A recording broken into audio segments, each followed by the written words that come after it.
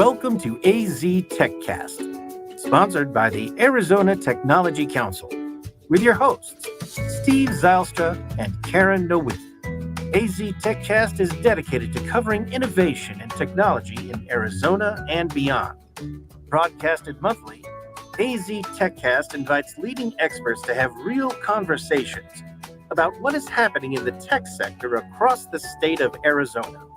From regional news to innovative startups, companies, and emerging technologies, AZ TechCast covers the critical issues and economic trends propelling the state's growing tech ecosystem.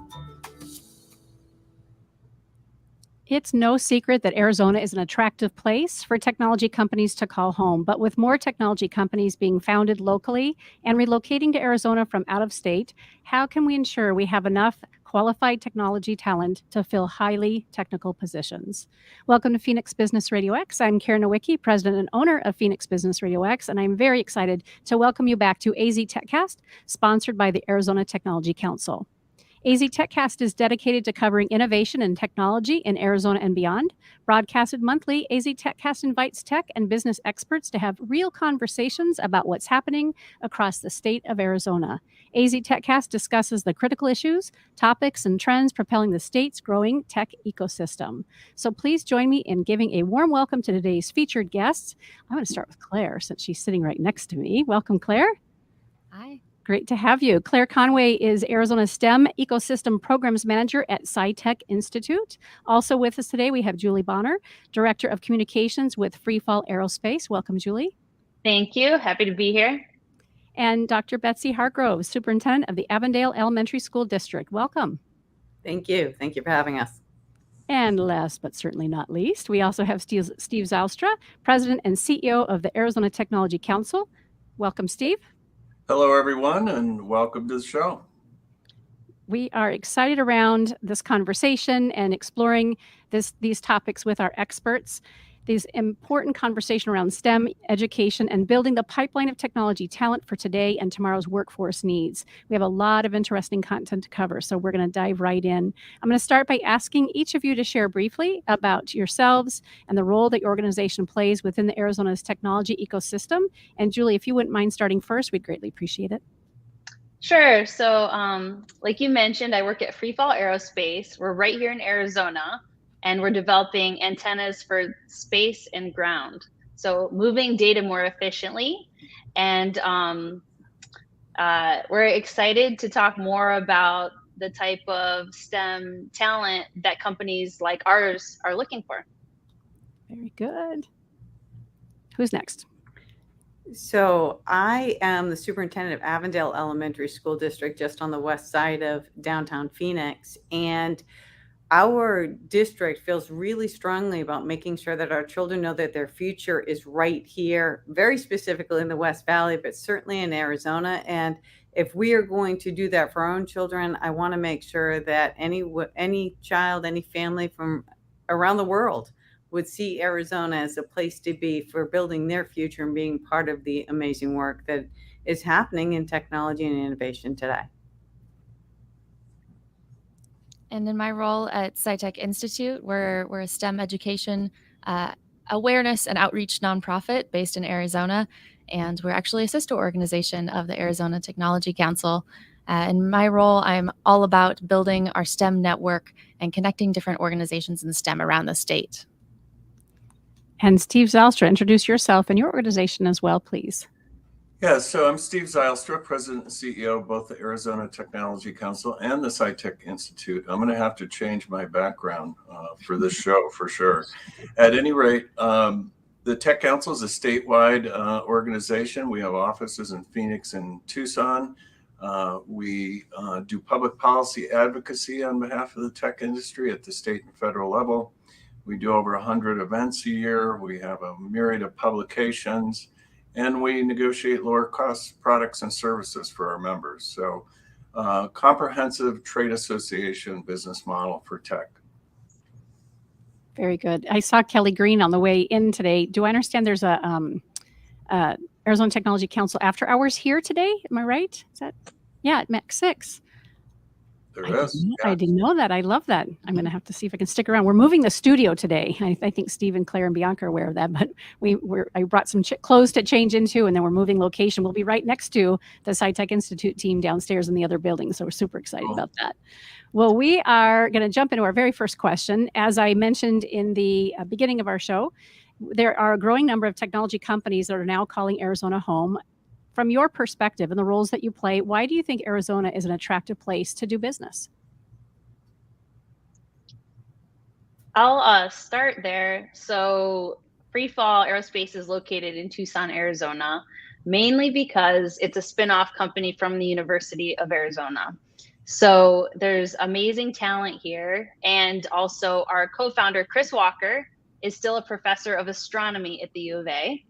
And then our CEO, Doug Stetson, was at NASA JPL for almost 30 years. And he actually still lives in California, but decided to headquarter Freefall in Tucson because of our ties in with the university and because of the talent. And also, of course, the better cost of living in Tucson versus, let's say, Pasadena, California.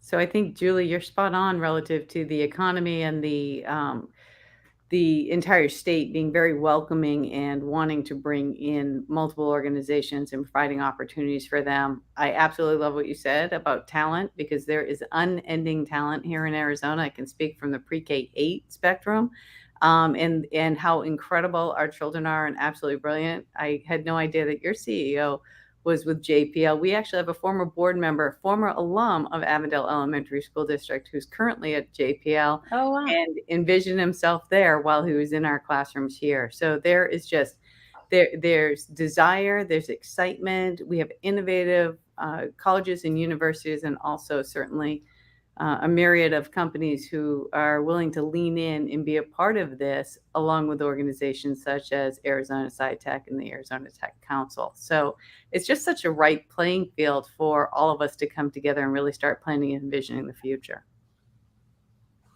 Absolutely. I would totally just echo what both of you just said, that it really is a place with incredible educational opportunities and a great culture of innovation. You know, there's great stuff happening in our schools, in our higher ed institutions, and there's really just an awesome culture of collaboration and continuing to build on what's here. I love what Betsy, oh, sorry, Steve, real quick. Betsy, you mentioned keeping that talent here and that K-8 role that you serve. I love that that's a commitment, because Steve and I talk about that a lot on many of our other shows. And I'm a former teacher in Kyrene School District, former assistant principal, and then worked for Pinnacle Education as a VP of schools. Keeping the kids here and getting them excited from the very beginning and prepared for STEM professions or again, trades, whatever they're going to do, we can do a better job, and we can do it collaboratively as well. So I love that you said that let's keep them here. We've plenty of work opportunities here. Steve, what were you going to add or ask? I was just going to add that there's a number of other reasons Arizona is attractive. We have a really good quality of life. We have a relatively low cost of living when you compare us to any of the other tech meccas in the country. Even though housing has gone up relative to some of those other places, it's still not. It's more moderate.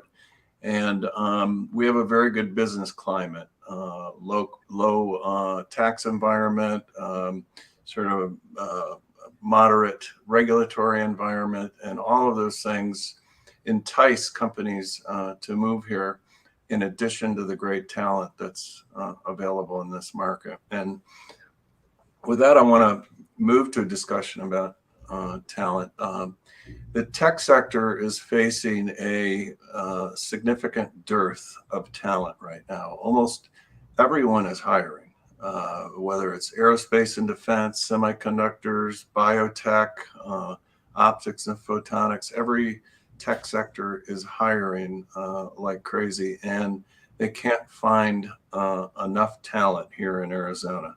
And I'm going to ask our experts, why you think that is? I think certainly one factor is, the opportunities that are available here have been growing and changing so quickly that students don't even know what to look for when they're graduating high school, when they're going on to higher ed or entering the workforce.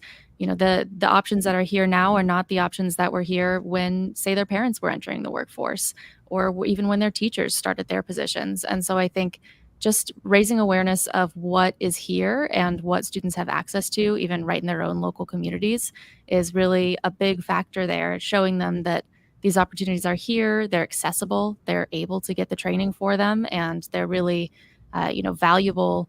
They're great jobs to have. Claire, I absolutely agree with you. I think I would add that in the education world, some of the challenges, and we've had conversations probably over the past 10 years around the challenges of having actual educators who are qualified and certificated to be able to teach computer science and programming, things such as that in the classroom now. And I will tell you, as a pre-K to 8th grade educator in an organization, we have a lot more bandwidth and a lot more just opportunities to be able to do it with people who don't have to have that exact certificate, but finding educators who have it for those high school opportunities for the continuation of our children, who in Avondale, every one of our kids takes coding and computer science literally every day, kindergarten through 8th grade. And then what happens is that because the high schools have had great difficulty in finding educators, that next step sometimes isn't quite as smooth. And so I think that those challenges over the past 10 years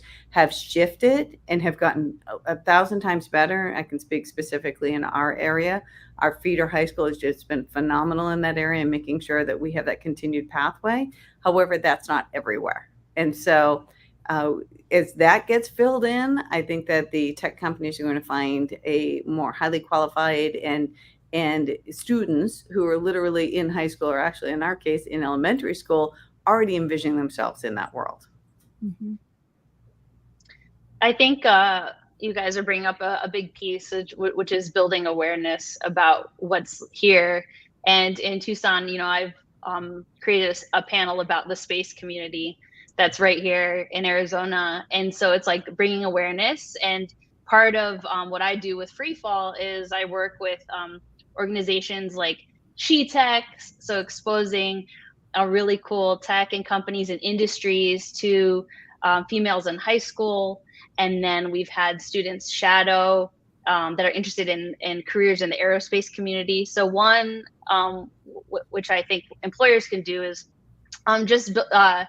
I guess getting out in the community a little bit and sharing what kind of things are really right here. And I think that's a big piece. And the other part of hiring is it is very competitive. And for smaller companies like ours, which is 10 people, sometimes we're competing against really large companies in Arizona. And so being creative about what can we offer, and maybe it's not the same as some of these larger companies, but maybe there's more flexibility. Also, for those engineers that want to work on really innovative products and projects, being able to really dig in and make a big difference and not have sort of that layers of maybe politics or things that can slow them down. So there's a lot of interesting smaller companies like ours in Arizona that are looking to hire talent, but sometimes really have to compete against some of these larger employers. I'd just like to add, both Betsy and Claire mentioned something that you may not know about. The Pipeline AZ has recently contracted with the Arizona Department of Education. First of all, Pipeline AZ is a platform that brings talent together with opportunity, and it's the most comprehensive site that I've ever seen. And it's focused exclusively on Arizona. And now ADE has a contract so that every child in public education in Arizona will have access to the career exploration elements of Pipeline AZ. And that contract was signed maybe back in May or so. So that's a cool opportunity for kids to get access to know what's going on here, what kind of jobs are available. And the site also speaks to how they need to prepare themselves if they want this career option or that career option.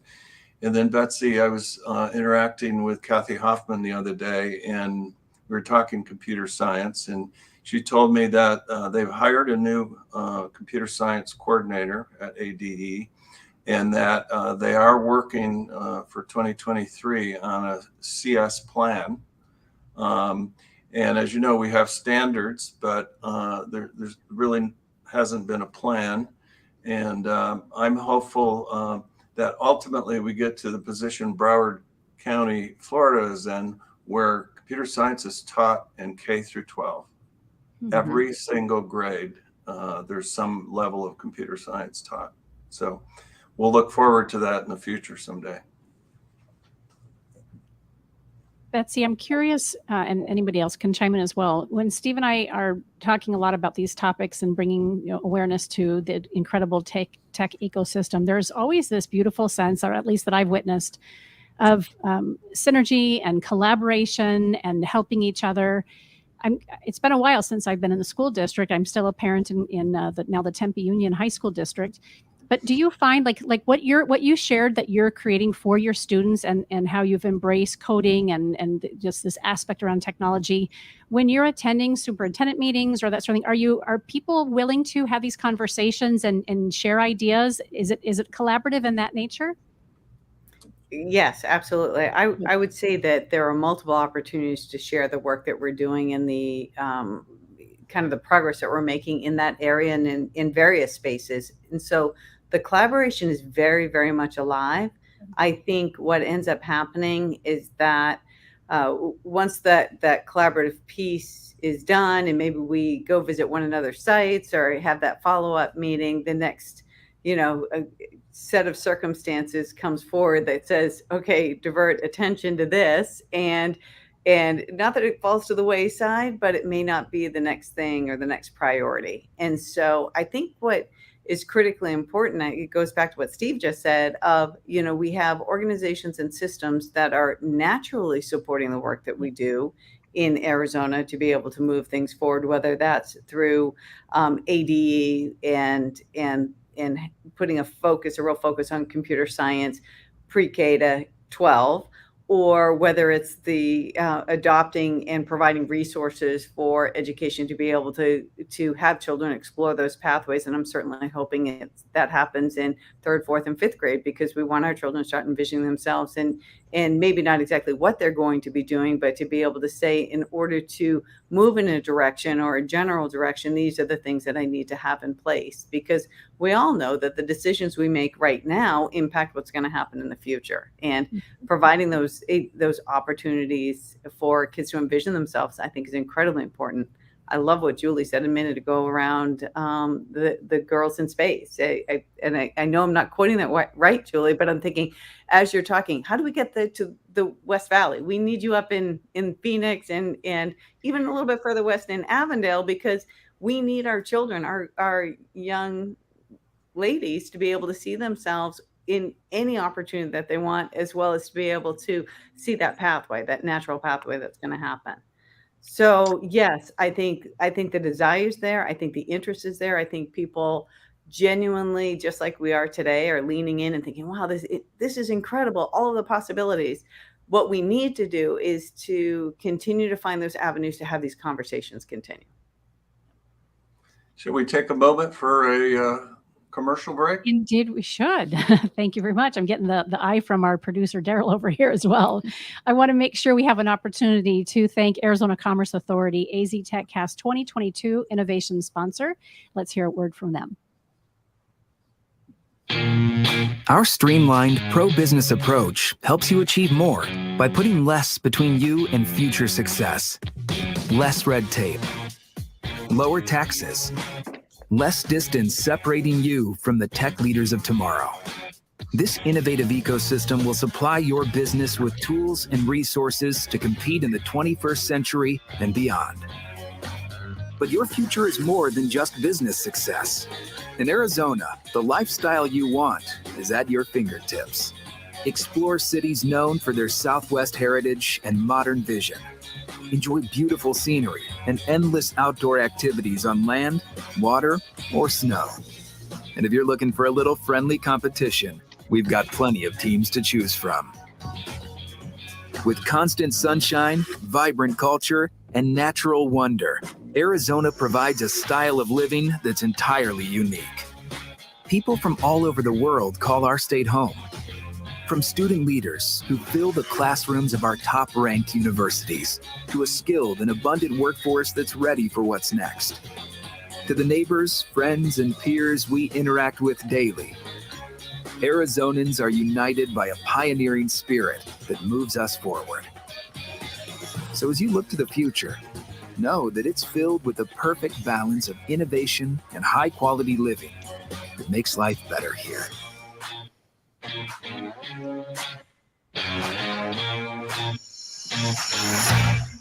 If we had Arizona Commerce Authority, that particular commercial pipe into every PA system at the beginning of every school day, I think people would want to stay here, wouldn't they? We're doing that. Definitely. Before our break, we were talking, of course, about the pipeline, and I just want to make sure that we rounded out that conversation. How do we reframe the discussion around workforce pipelines to focus on students and their development? We've talked a little bit about it. I know Julie and Betsy both had something to offer, but is there anything else we want to highlight before we move on to the next question? Yeah, I think this is a conversation that I've heard in a couple of different spaces around workforce. I think specifically when we're talking about K-12, shifting the language from talking about a pipeline to talking more about career pathways can be a really helpful frame of mind to be in. I think pipeline sometimes suggests that it's really going to be a direct path straight from K-12 into career, and it doesn't really account for all of the twists and turns that can happen along the way. I think if we're talking about career pathways, it really helps us think about it a little bit more personally. It helps us visualize all of the other factors that go into career development rather than, ushering students from K-12 right into the thing that they're going to do next. I think it gives a little more room to show it doesn't always flow exactly that way. It gives a little more room for kind of mid-career shifts as well. And I've heard this come up a couple of times in conversation, like when we're thinking K-12, talking more about those pathways and opportunities rather than just the pipeline. I think it's still a helpful kind of turn of phrase to focus on when we're talking about workforce in general, but in K-12, I think it can be an interesting way to look at it.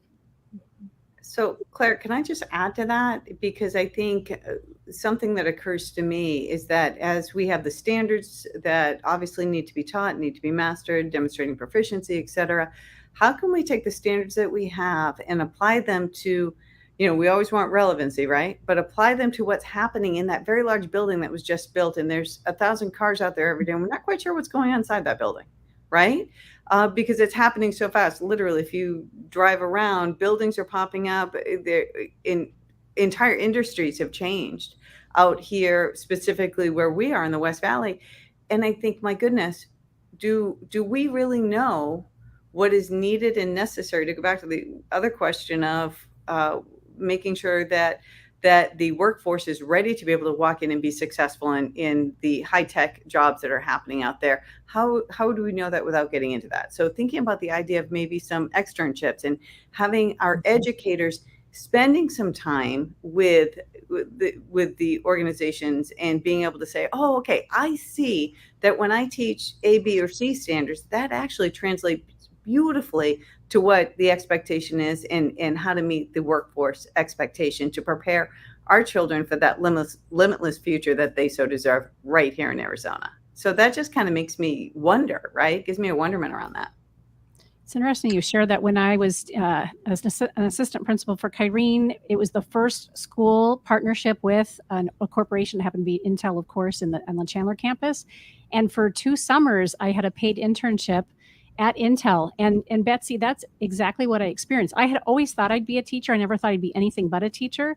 And going into Intel and having an idea of the massive impact that one company had on so many different businesses and industries, and was very important for me then to come back into the building with our K-6 kids and make sure that we are getting employees, engineers to come in and volunteer and get over to the areas of Intel that we could go in and take tours on. So if we could continue to do more of those kind of like an apprenticeship, but just making sure that we have that constant stream of communication, which is what so beautifully Steve and Dr. Bobendor and Kelly and Claire have created through the SciTech Institute. It's thank goodness we have those organizations to, again, bring everybody together. Absolutely. So I think you probably all know that the tech industry has had a struggle with both hiring women and folks from diverse backgrounds. And can you speak to how institutions from K through post-secondary are working to better prepare students from diverse backgrounds for a STEM career? So specifically in Avondale, as I shared, and we do serve a highly diverse community. Every child, kindergarten through 8th grade, participates in coding and computer science as one of their in-school opportunities for learning. I do believe that it's an inequity to have it only offered after school or on the weekends, because some of our children can't stay after school or can't come back on the weekends. And we want to make sure that every child has that opportunity. And I believe it's a great equalizer. Truly, I can say this standing next to a 5th grader who was teaching me how to code, and finally looked at me, and the program he was using had something to do with driving. He goes, "Do you even have a driver's license?" Because it was just foreign to me, the approach that he was taking. And so it's an amazing equalizer to be able to participate in something that is absolutely unknown to everyone. So children can walk in on a very level and even playing field and be able to self-pace and grow and develop and see themselves as learners, as problem solvers, as critical thinkers, which then builds confidence not just in that class, but quite frankly, everywhere. But to go back to what Karen said, the SciTech Council in the work that you guys have done to be able to marry what's happening in the K-12 spectrum and what's happening in the organizations that surround all of us and where we can envision our future for our children, that is where the magic is, and continuing to growing and develop that. I'm ever grateful to the work that's been established. I have to brag a little bit. Through the efforts of the SciTech Institute, through our CSO program and the Avondale School District with the support of Superintendent Hargrove, one of our 6th grade chief science officers became the President of the United States Kids Science Advisor. What was that, about 5 years ago, 6 years ago now? How cool is that? It doesn't get any better. We have pictures of him in the White House with President Obama. It's pretty cool. Very. I think another key thing when we're talking about sort of diversity in STEM education and in the workforce is representation when we're choosing to talk to students about career opportunities. If you're going to bring in a panel to come talk about their STEM careers, do the people on the panel reflect the diversity of the students in the classroom? Can they see themselves in these roles? When we're talking about, inventions, or we're talking about the history of computer science, are we using examples from history of people from diverse backgrounds? Are we highlighting the contributions of diverse scientists? I think it's really important that students can see themselves reflected in the work that's being done now and the work that's been done in the past. I think so often we tend to reuse the same examples over and over when we're talking about, the history of science or of STEM in general. And I think broadening that scope a little bit more, there are so many examples of scientists from all different backgrounds who contributed major things to where we are now, and making sure that we show off and really celebrate all of those contributions as well is really important, and showing students that they can also be a part of it. And not all, I come from a unique background sort of into the tech space. So my background is as an artist and then graphic designer, and now, director of communications for a tech startup that's dealing with space. So I also want to tell the story to students out there that you can come from different angles into the tech industry. It doesn't always have to be like you're obsessed with math and that's the main thing and that's how you get there. There's just a lot of opportunities, especially in the future of space and aerospace. You need a lot of creative thinkers and people coming from other approaches. in these exciting industries. So I just wanted to share that too.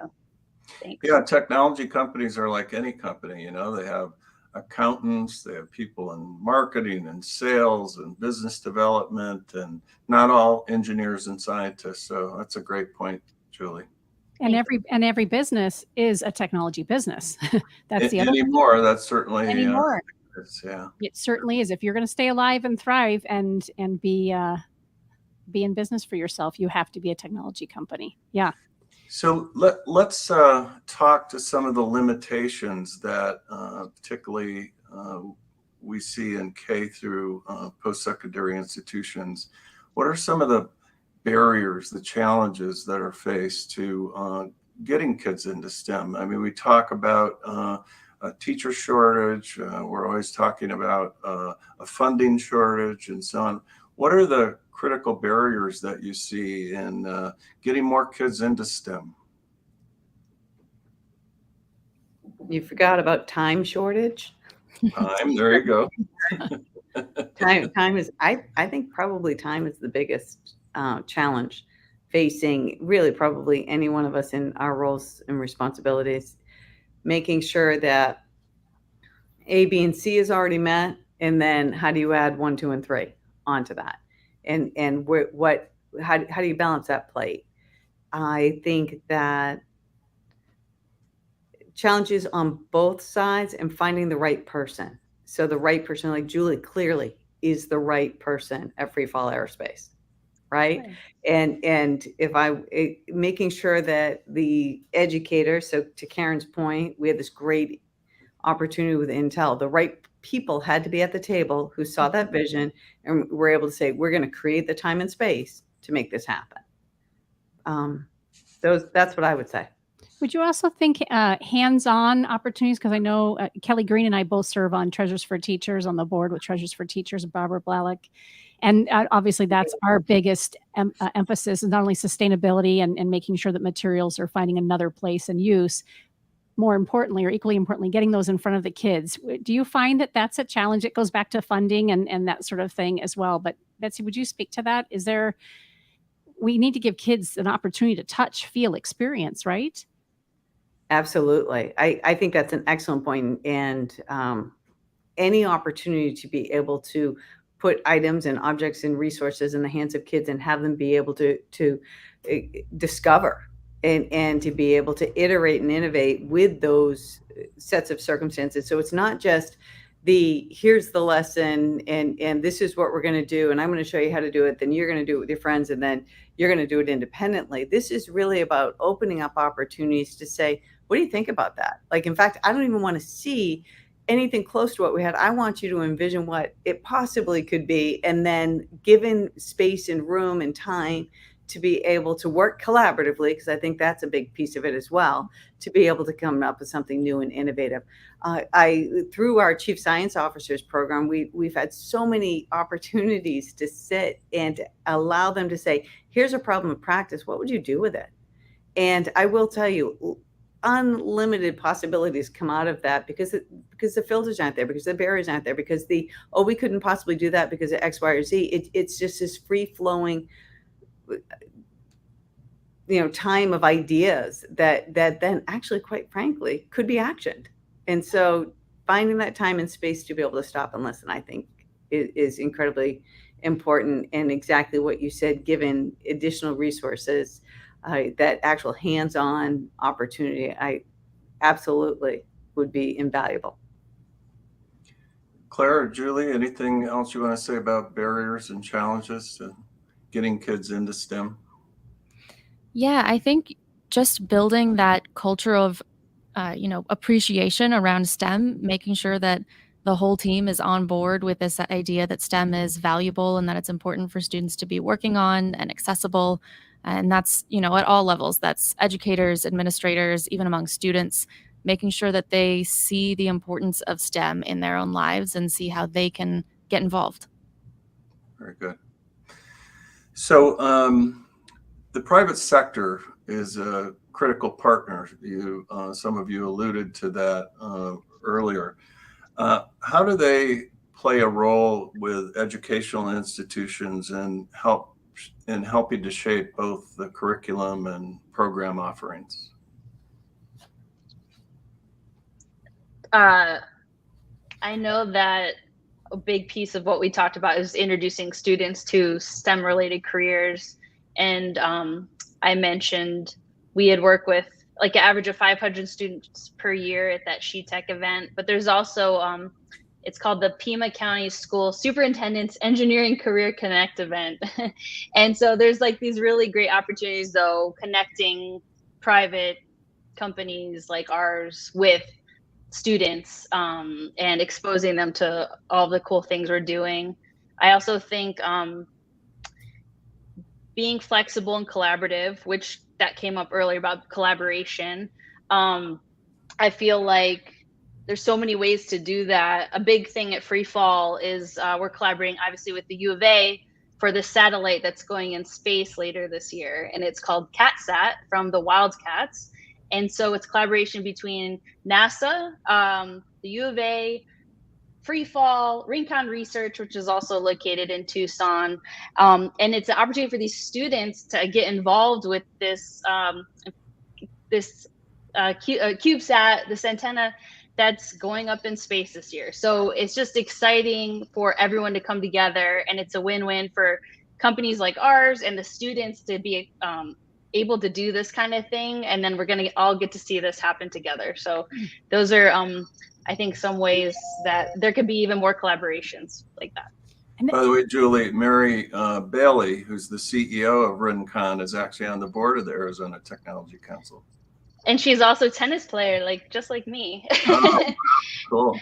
Yeah. That's a great example. Taking, and I think Betsy alluded to this, listening for and paying attention to things that are happening in our world and in our backyard and bringing that to the kids' attention. You mentioned that with all the building that's going on in your area. The more we can do that and reach out to our local businesses and invite them into the school to have those conversations is powerful. Betsy and Claire, what else would you add to that?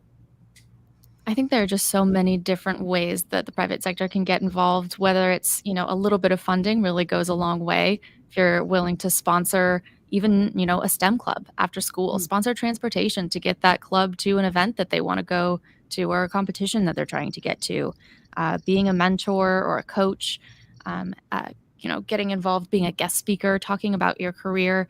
And I want to put in a little plug. We're hosting an event next Wednesday, actually, on the 31st, that is all about how to get involved in the STEM community without writing a check. So if you're interested in any of the businesses out there who might want to get involved, we're going to bring on a couple of different companies from Arizona, all different sizes, to come talk about the ways that they're engaging in the STEM community and the ways that they're working with schools to really make an impact. And we'll have a couple little breakout sessions too, if you want to learn more. So and Claire, that's a virtual event? It is. It's going to be virtual. I have the bit.ly written down, bit.ly/STEMBizAZ, if you're interested in attending that. Good. I think the only other thing I would say relative to what both Julie and Claire are talking about, it doesn't have to be a huge check. It doesn't have to be one organization coming on and taking on anything. It literally is the true power is in collaboration and having everyone come to the table with their piece of it to be able to elevate the entire opportunity and experience for children and, quite frankly, the collateral benefits for the organization and the adults. Let me add that, at least in my observation, the most powerful thing that a corporation or company can do is provide a work-based experience for students. And we've talked about some of these externships, internships, apprenticeships, company tours. Betsy made the comment that, there's these big buildings and all those cars, but what do they do in there?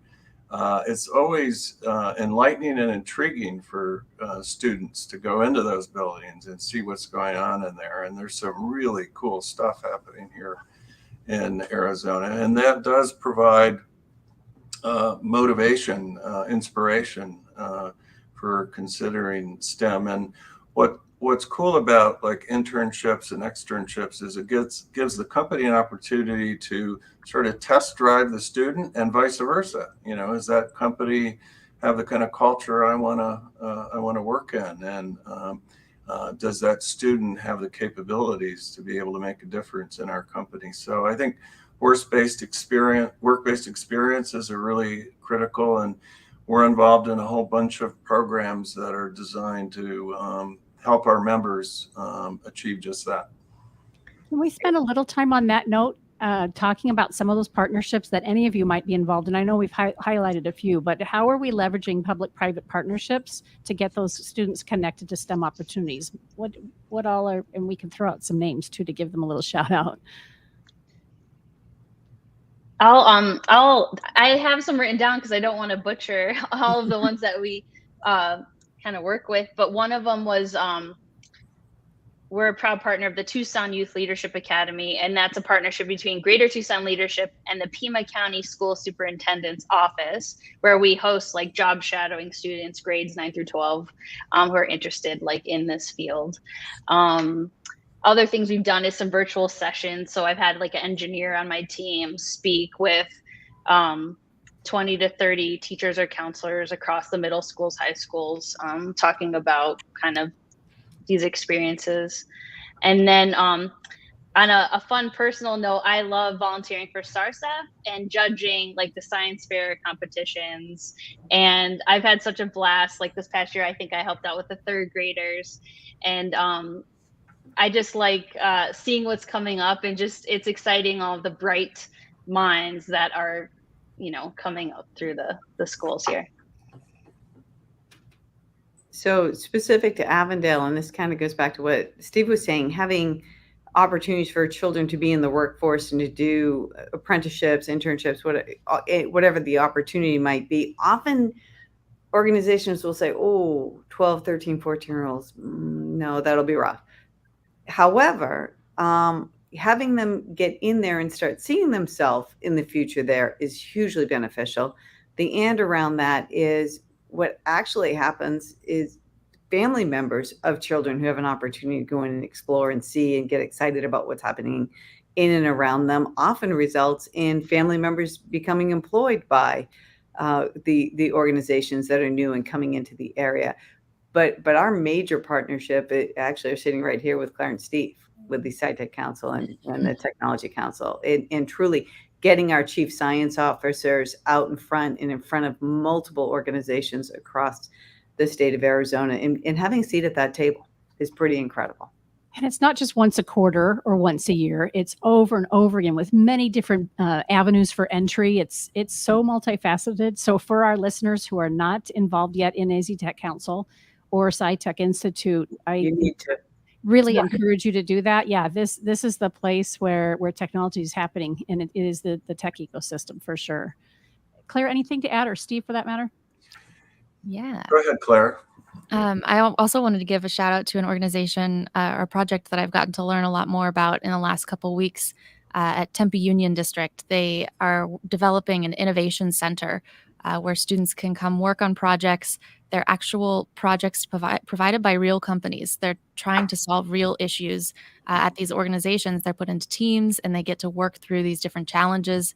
They work with a representative of the company over the course of the semester to really identify key issues, figure out what needs to be a part of their solution, and they deliver this answer to this challenge the company's facing. And that, you know, it's a really great opportunity for them to explore what it's like to work in a team, explore the real problems that they might have to work on later in their career. And they actually get to earn credits along the way, too. The students are responsible for managing each of the learning objectives they need to hit in order to get credits. And they have a really incredible team putting this program together. It's a super exciting collaboration. I haven't seen anything quite like it in terms of bringing the private sector into the high schools and getting students involved in real work. Cool. Well, a couple of things I want to mention. The Tech Council is a subrecipient to a U.S. Department of Labor grant that was won by ASU called AZ Next, and it focuses on bringing underserved students into advanced manufacturing or manufacturing 4.0 and IT and cyber. There's an apprenticeship component to it. It's a $10 million multi-year grant, and ASU is being incredibly flexible in the multiple ways that kids can take advantage of this program.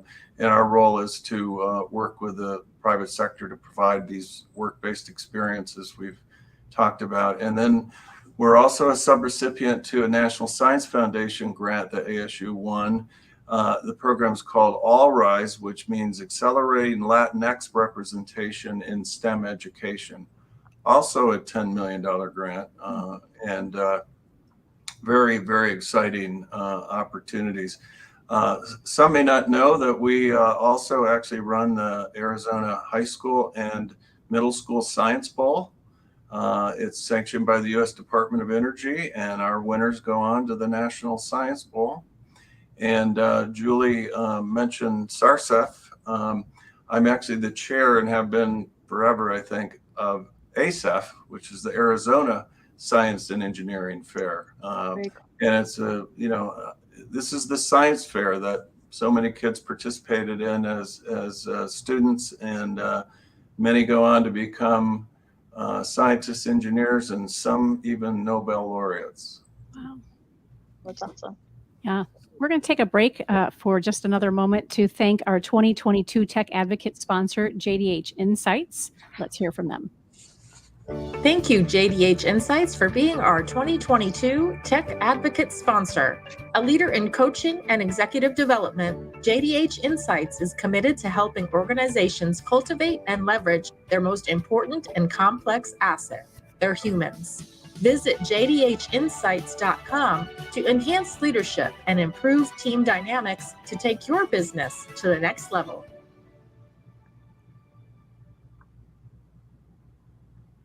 We have kind of been hovering over this conversation, but I do want to ask the question to see if we've missed anything. Why is it so important to connect the worlds of education and industry in preparing students for the future workforce needs? Is there anything we haven't scratched the surface on yet?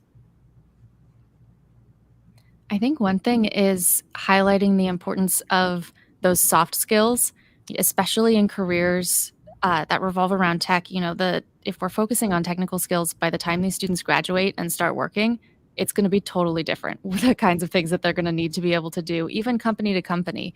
And so I think really helping students learn how to find information, use information, think critically, problem solve, work in teams, and collaborate. I think developing those skills and getting employers into the classroom, showing them that those are really just as important as some of the technical skills you might be learning, is a really critical part of that connection.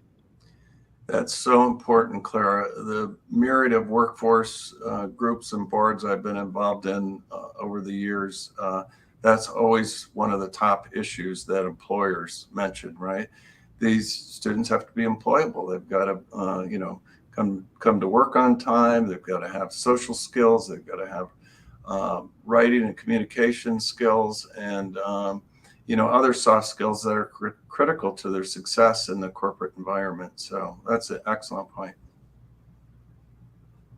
One of the things that I remember Kelly Green teaching me when I first became familiar with SciTech Institute, as we started to do STEM Unplugged podcast, was the very thing that you're talking about. My assumption was that the CSOs were those, uber smart kids who were already excited about STEM, and that's just the lane that they were in. And Kelly's like, yes, and we're really looking for any kiddo who's interested. And if they come with the skill set and having the math chops and the science chops, excellent. We're going to work on the soft skills. If they have the soft skills and the language arts and the communication, we're going to help create somebody who's interested in science and math. So love that that's the perspective that you all have taken, because it's very holistic and very broad. It's not just, obviously wearing blinders. Julie or Betsy, anything? Yeah, Steve? There's nothing more exciting than watching a CSO that comes into the program very shy and demure become a very powerful public speaker. It's just amazing, the transition, and how important isn't that in the private sector? And you have story after story, yeah. and example of kids. It's incredible. Oh yeah, even just in a short period of time. I've only been at SciTech for a little over a year and a half now, and there are students who, I remember in the first of the leadership training institutes I was at, did not speak the entire time that we were there. They would maybe say a word or two if they were called on. They were really shy and nervous, not wanting to talk in front of even their peers, and seeing them be able to present to big audience, present to mayors around Arizona. We had a conversation recently with the Arizona Mayor's Education Roundtable, and we brought a couple of CSOs to that conversation, and seeing them talk confidently about the value of what they do and the importance of STEM, it was just really inspiring to see their growth in, being someone who maybe hides behind their parent when we're trying to talk to them, or isn't willing to raise their hand in class, to being that confident, able to share their story in that kind of an environment. So if I might just share an experience that we had a couple of years ago, bringing some chief science officers down to one of the meetings at the Arizona Science Center.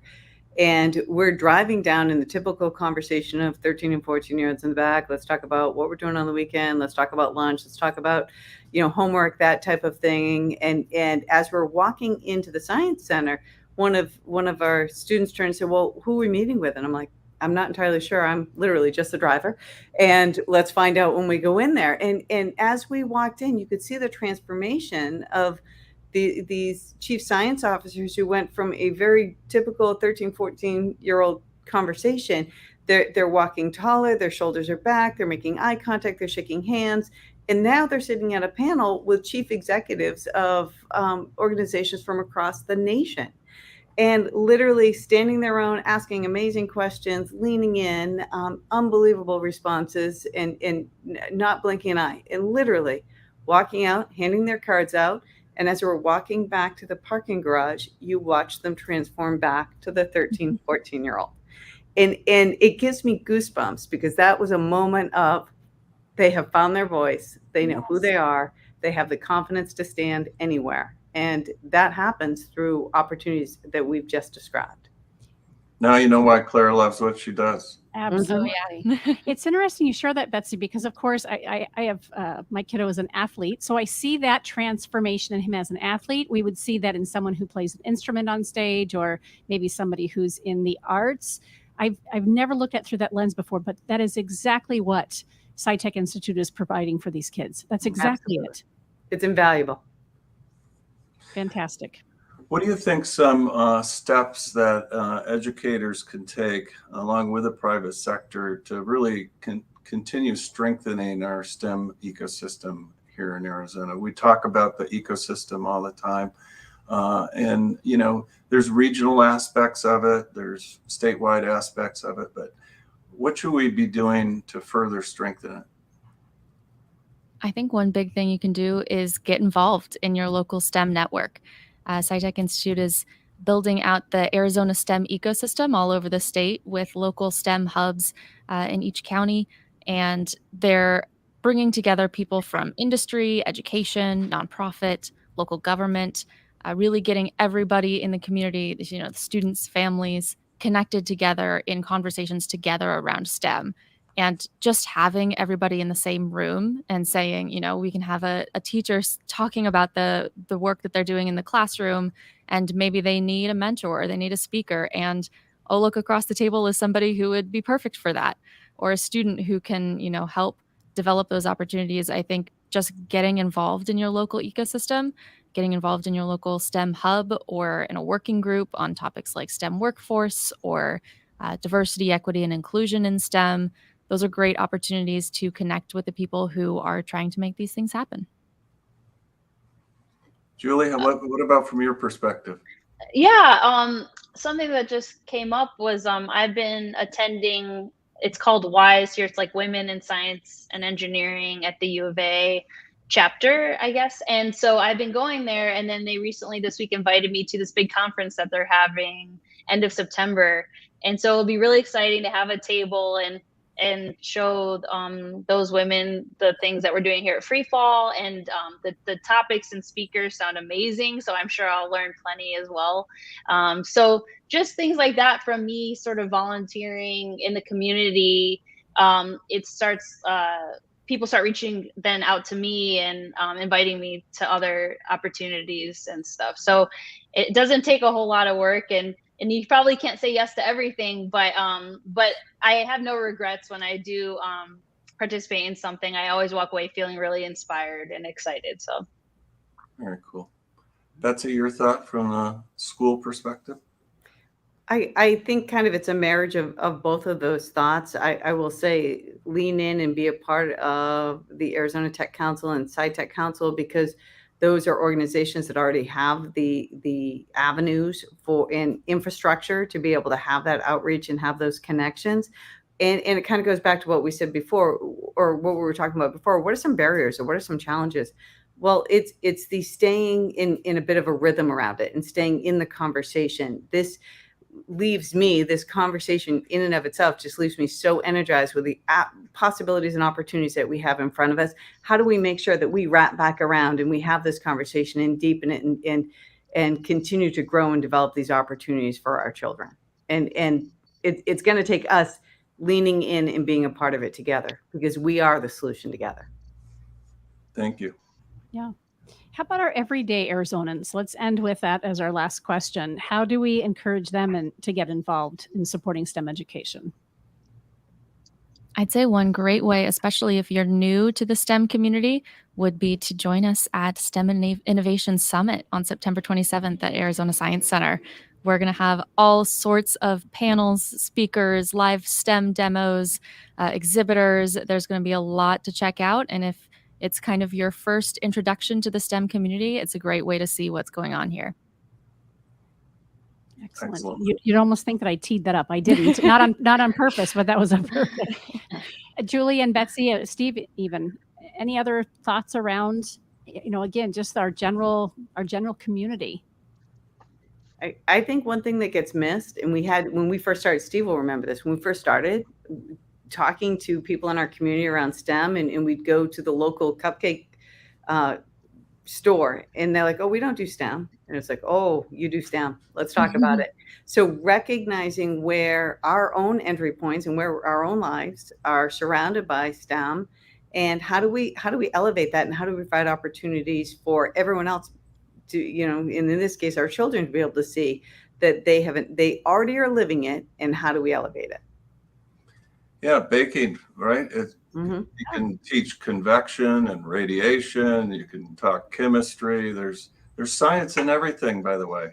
Yeah, so, one of my favorite STEM activities. STEM, yeah, there you go. I like the eating part of it. Me too. Julie, any final thoughts on that? I feel like we covered quite a lot in an hour today, and I feel like the main thing is being like action, like just do some kind of action, and it'll help our community here in Arizona. So I would just say that we've talked about a whole bunch of things like the science bowls. We talked about SARSEF and ASEF. All of those activities require judges, and and you don't have to be a scientist to be a judge, right? But it's always hard to recruit the people that you're looking for to support those kinds of events. So, reach out to the local organization that you think you might be able to volunteer with, and be a judge, be a volunteer, be around these kids. It's so much fun. I guarantee you it will be, it'll leave a lifetime impression on you. So that would be my recommendation. Love it. Well, I don't know if it was Julie or Betsy who just mentioned it, but it has been a full packed hour. We certainly could go even longer. We want to thank each of you for spending your afternoon with us and having such a rich conversation that, again, our listeners will get to have a lot of takeaways. And it's fascinating that Betsy lives this every day. And you're like, this conversation is holding me accountable. And I'm even more excited, ready to keep this moving forward. And I know that all of us feel the same. So hopefully our listeners are getting that as well. We want to thank you, again, our speakers, for sharing your expertise and your time today. You've been listening to AZ TechCast, brought to you by Phoenix Business Radio with Business Radio X. Today's AZ TechCast was also brought to you by Arizona Commerce Authority, the state's leading economic development organization with a streamlined approach to grow and strengthen Arizona's economy. And many thanks as well to JDH Insights, the 2022 Tech Advocate sponsor. Visit jdhinsights.com to enhance leadership and improve team dynamics to take your business to the next level. If you're interested in being a podcast participant or sponsor for the Council's AZ TechCast, please contact marketing at aztechcouncil.org to learn more about opportunities to further position yourself as a tech expert, influencer, or innovator. Until next time, I'm Karen Nowicki. Thank you for joining us for this episode of AZ TechCast. Thank you for joining us for this episode of AZ TechCast with Arizona Technology Council, featuring leading tech and business experts that help influence and shape our great state and the industries they serve.